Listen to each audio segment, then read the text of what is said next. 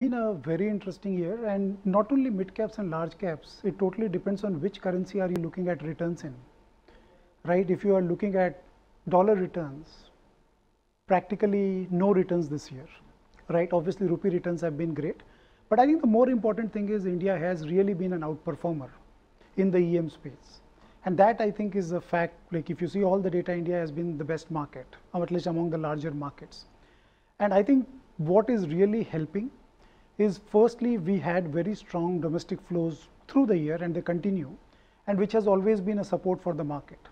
And on top of that, in the last month or so, we have seen some foreign flows starting to come back as some of the EM investors are more concerned about what's happening in the other major EM markets. So a combination of that has really kind of set India in a sweet spot over the last month, which is where we have seen a lot of this full year returns come through.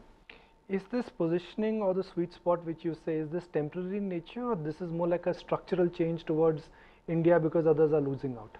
No, so this India has always been a good market for foreign investors. Okay, but this what I'm talking of is more of a short-term thing, and again it depends on how global issues pan out.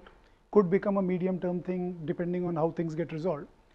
But at this point, it does look like it's people trying to find a safe place to be in. Okay, and if tomorrow some of the trade war related issues, if they get resolved in some manner, then you could actually see the flow, this part of the flow reverse. And which is why I'm saying this part is more short term in nature. But yeah, generally, if you see over the last many years, India has always been a well liked market. That will continue.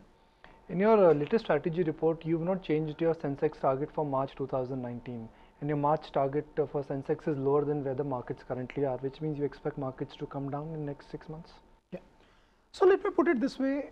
I think while we have liked the market and the earnings recovery story for a while, it's just that the market has really outperformed emerging markets by a very, very significant amount. And if you see the premium to EM earnings or multiples, it's now at 70% plus, which is almost the highest in 10 years.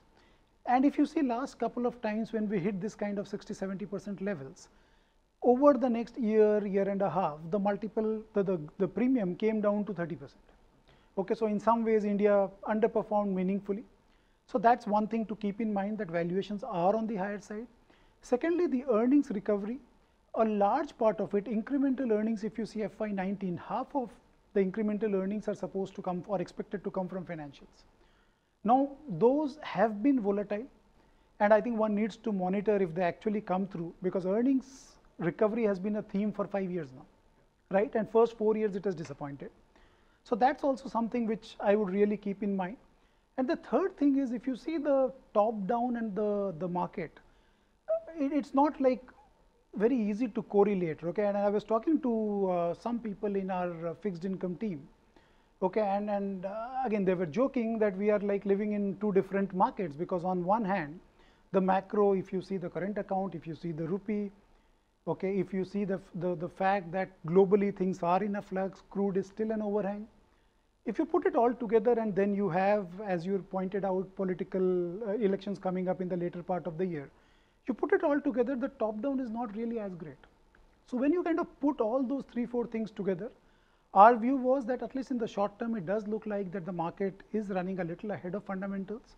So while we have liked the market, we have liked the earnings recovery theme, at this point we are comfortable with the target that we have. Now you made a very interesting point that Indian valuations are at almost 10-year high. There is 70% premium. So when did this happen last time, and what happened after that? Yeah. So 70% was almost exactly 10 years back. It was 2007-8 kind of a time frame, right? So now again, it could happen because of different reasons. At that time, India was really doing well and expectations were running very high.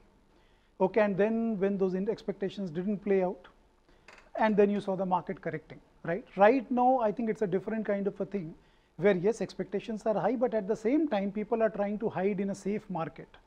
Okay, so either of those things could change if expectations don't play out, or if the other markets start looking attractive, and at some point they will, because the valuations there are a lot lower. So if some of the overhang goes away, you could actually see that kind of a shift. So either of those things could drive some kind of a compression in the premium that India enjoys at this point.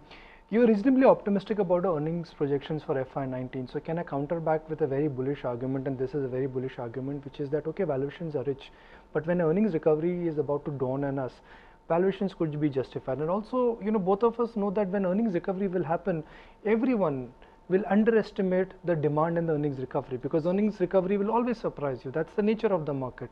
So can this premium be justified with the fact that in 2007 we were at the peak of the earnings, now we are at the bottom of the earnings? No, so that's a fair point. So if earnings come through, okay, and 23%, 24% is not really a small number. Yeah, it's a very big It's a number. very large number. So if it actually comes through, I think the multiple will sustain. Okay, but even then, the 70% premium is also a function, as I said, of the other part, where if the global macro improves from some of the other large emerging markets, then you could actually see a flow from here to there, because valuations clearly compared to the other markets are on the expensive side. So I think from a relative EM perspective, that's something to keep in mind. From an absolute perspective, I think that's something which we are monitoring very closely. If there is like 100% confidence that earnings are definitely going to come through or beat, then there could be some more upside to the market. Rupee at 70, and historically even last time this happened in 2013, we almost went to 69.5. We blamed it on current account deficit and we blamed it on the fiscal deficit. This time, can we blame it on other emerging market currencies, strength in dollar, and not our internal problems? Yeah, I would kind of agree with that, because if you see, it's the same with most EM currencies, right? So clearly to some extent, it's more of a global thing this time.